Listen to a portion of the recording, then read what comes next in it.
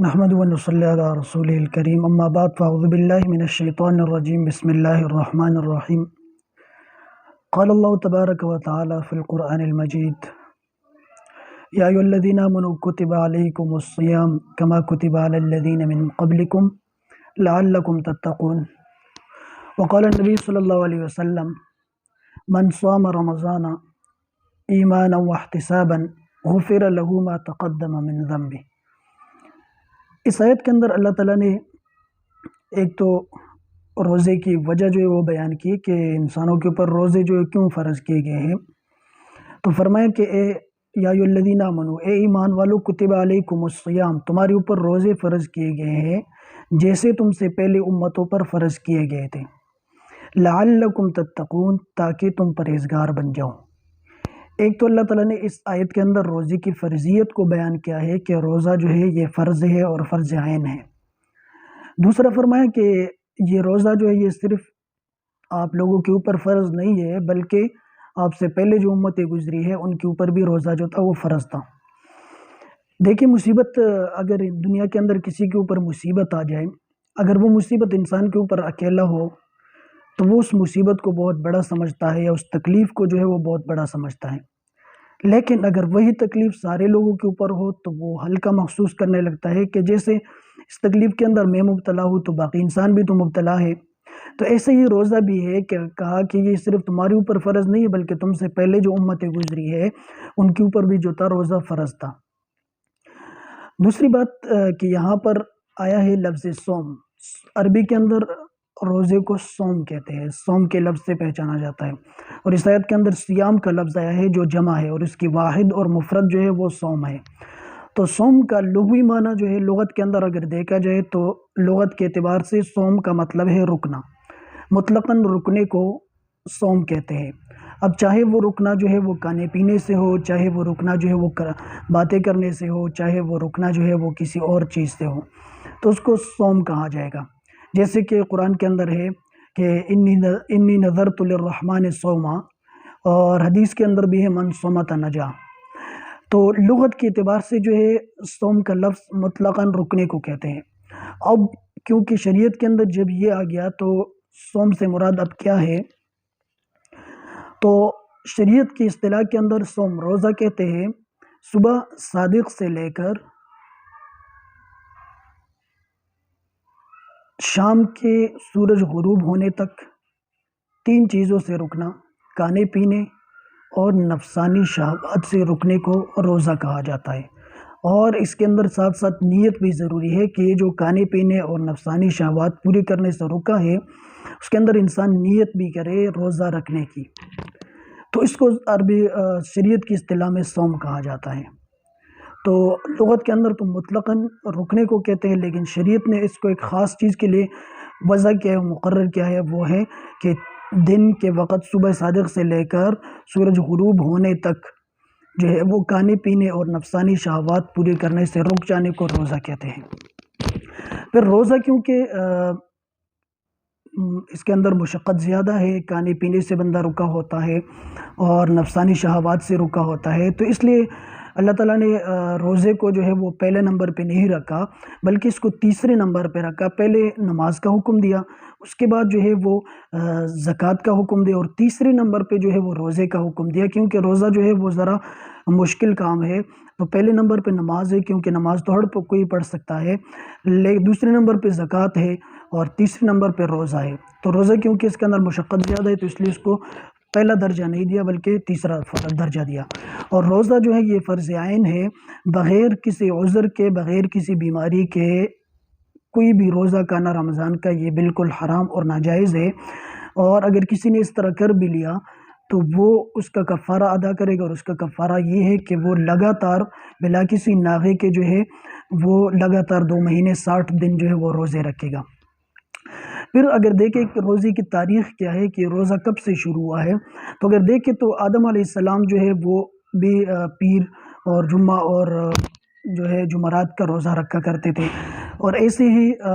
ایام 20 کے جو روزے ہیں وہ بھی آدم علیہ السلام جو ہے وہ رکھا کرتے تھے۔ ایسی ہی بات کے جو مذاہب ہیں ان کے اندر بھی روزہ جو تھا وہ فرض تھا۔ یہود و نصارہ جو ہے وہ بھی روزہ رکھتے تھے۔ اس کے علاوہ جو اور مذہب ہے، بت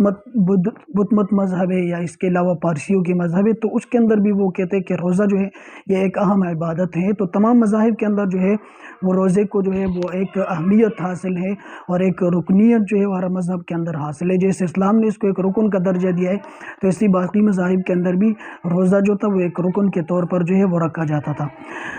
اب آتی بات کہ مسلمانوں کے اوپر روزہ جو ہے وہ کب فرض ہوا، تو رمضان کے روزے فرض ہونے سے پہلے جو ہے وہ یوم عاشورہ کا روزہ جو تھا یہ فرض تھا۔ پھر جب نبی صلی اللہ علیہ وسلم تو جب مدینے کے اندر نبوت ملنے کے بعد وہاں پر تھے، مکے کے اندر تھے نبوت ملنے کے بعد، تو وہاں پر تو صرف یہ حکم تھا اللہ تعالیٰ کی طرف سے کہ تبلیغ کرتے رہو، اور نماز کا حکم آیا تھا، اور کوئی حکم نہیں نازل ہوا تھا۔ لیکن جب نبی صلی اللہ علیہ وسلم نے مدینے کی طرف ہجرت کی تو وہاں پر آہستہ آہستہ احکامات جو ہے وہ اور نازل ہونے لگے، تو ان احکامات کے اندر ایک روزے کا حکم بھی نازل ہوا۔ اور شروع کے اندر جو ہے وہ روزہ جو تھا وہ اس کے اندر اختیار تھا، چاہے کوئی رکھ سکتا ہو یا نہ رکھ سکتا ہو، تو اس کی اختیار تھا کہ اگر کوئی نہیں رکھ سکتا، نہ رکھنا چاہے، تو وہ جو ہے وہ فدیہ ادا کرے، کیونکہ شروع کے اندر جب ایک چیز جو ہے وہ شروع کی جاتی ہے تو وہ ذرا مشکل ہوتی ہے، اور اس کا عادت بنانی جو ہے تھوڑی مشکل ہوتی ہے، تو اسلام نے اس کے اندر اختیار دیا تھا، چھوٹ دی تھی کہ چاہے اگر کوئی نہیں رکھنا چاہے تو وہ فدیہ ادا کرے۔ لیکن جو زمانہ چلتا گیا تو پھر آخر میں حکم آیا کہ اب جو ہے وہ فدیہ دینا جو ہے وہ بند ہو گیا، اب ہر حالت میں جو ہے وہ روزہ رکھنا ہوگا۔ اب روزہ جو ہے کب فرض ہوا، تو 10 شعبان کو سن 2 ہجری کے اندر نبی صلی اللہ علیہ وسلم کی مدینہ ہجرت کرنے کے بعد جو ہے وہ روزہ فرض ہوا، 10 شعبان اور سن 2 ہجری، اس کے اندر روزے کا حکم آیا اور روزہ جو ہے وہ فرض قرار دیا گیا، اور اس کے بعد جو ہے وہ روزہ رکھنا جو ہے وہ باقاعدہ طور پر فرض ہوا۔ اب آتی ہے بات کہ روزہ جو ہے اس کا کیا فلسفہ ہے کہ انسانوں کے اوپر روزہ جو ہے وہ کیوں فرض کیا گیا ہے۔ تو چونکہ انسان کو اللہ تعالیٰ نے اشرف المخلوقات کا درجہ دیا ہے، اور اس کے اشرف المخلوقات ہونے کے پیچھے ایک وجہ ہے، وہ وجہ یہ ہے کہ انسان جو اپنے نفس کو قابو کے اندر رکھتا ہے۔ اب وہ نفس جو ہے اگر یہ قابو کے اندر نہ رکھے تو پھر اشرف المخلوقات کے بجائے جو ہے وہ اسفل سافلین میں بھی جا سکتا ہے۔ لیکن جو انسان اپنے نفس کو قابو میں رکھے، جیسے قرآن کے اندر ایک قد افلح من تزکا، کہ جس نے اپنے نفس کا تزکیہ کیا تو وہ کامیاب ہوا، یعنی اپنے نفس کو قابو میں رکھا۔ اب نفس کو جو ہے وہ کیسے قابو کیا جا سکتا ہے، تو 3 طریقے ہیں نفس کو قابو رکھنے کے۔ پہلا طریقہ یہ ہے کہ نفس کو جو ہے وہ شہوتوں سے اور نفسانی خواہشات سے جو وہ رو کے رکھے۔ تو جیسے ایک گھوڑا ہوتا ہے، جب اس کو خوراک ملتی ہے تو وہ جو ہے سرکشی کرتا ہے جب اس کا پیٹ، لیکن اگر اس کے اوپر خوراک بند کر دی جائے تو وہ مالک کی جو تابع ہو جاتا ہے۔ پہلا طریقہ تو یہ ہے کہ نفس جو ہے ٹھیک ہے اس کو بھوکا رکھا جائے۔ دوسرا طریقہ یہ ہے کہ جیسے ایک گھوڑا ہو اور اس کے اوپر بوجھ جو ہے وہ زیادہ رکھ دی جائے اور اس کو خوراک کم دی جائے تو وہ تب بھی مالک کے تابع ہو جاتا ہے اور سرکشی نہیں کرتا۔ ایسے ہی نفس ہے، جب اس کو خوراک کم ملتی ہے اور اس کے اوپر بوجھ جو ہے وہ زیادہ رکھا جاتا ہے تو یہ بھی انسان کے قابو میں آ جاتا ہے۔ اور تیسری صورت جو ہے اس کی یہ ہے کہ اللہ تعالیٰ سے مدد مانگی جائے نفس کے خلاف، کہ اللہ تعالیٰ مجھے نفس کے حوالے نہ کرے، نفس کے خواہشات کے حوالے نہ کرے۔ اب اگر ہم دیکھیں تو یہ تینوں صورتیں چیزیں جو ہے وہ رمضان کے روزے کے اندر پائی جاتی ہے، کہ نفس کو جو خوراک کم ملتی ہے اور بوجھ اس کے اوپر زیادہ ہوتا ہے، تو اس سے وہ انسان کا تابع ہو جاتا ہے۔ تو اس وجہ سے انسان کو جو ہے وہ اشرف المخلوقات کہا گیا ہے، اور یہ روزے کا فلسفہ ہے کہ اس سے نفس کی قوت اور شہوت جو ہے وہ ٹوٹ جاتی ہے۔ روزے کا ایک دوسرا فلسفہ یوں بھی بیان کیا گیا ہے کہ روزہ جو یہ ایک غمخواری کا مہینہ ہے، اور اس سے دوسروں کی تکلیف کا احساس ہوتا ہے۔ جب انسان خود روزہ رکھتا ہے، اس کو بھوک لگتی ہے، تو اس کو دوسرے جو غریب لوگ ہیں اور جو فقیر کمزور لوگ ہیں جن کے پاس مال نہیں ہے، جو بھوکے رہتے ہیں، تو ان کے بھی احساس پیدا ہو جاتا ہے۔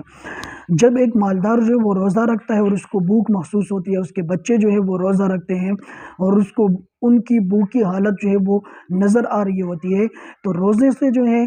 وہ انسان کو، مالدار لوگوں کو جو ہے وہ دوسرے جو کمزور لوگ ہیں جن کو کھانا نہیں ملتا، جن کو وقت پر کھانا نہیں ملتا، بھوکے رہتے ہیں، تو ان کی غمخواری بھی ان کے دل کے اندر پیدا ہوتی ہے کہ جیسے میں ایک دن کے لیے بھوک برداشت نہیں کر سکتا ایک ٹائم کھانا نہ کھانے کی وجہ سے، تو ایسی وہ لوگ جو ہے وہ بھی جو ہے بھوکے رہتے ہیں، کبھی ان کو پورا دن نہیں ملتا، کبھی 2 دن نہیں ملتا۔ تو روزے کا ایک فلسفہ یہ بھی ہے کہ اس سے انسان کے اندر دوسروں کی جو ہے وہ غمخواری پیدا ہوتی ہے، اور دوسروں کا غم دل کے اندر پیدا ہوتا ہے کہ جیسے میں ایک دن کے لیے بھوکا نہیں رہ سکتا، تو ایسے غریب لوگ جو ہے وہ کیسے بھوکے رہیں گے۔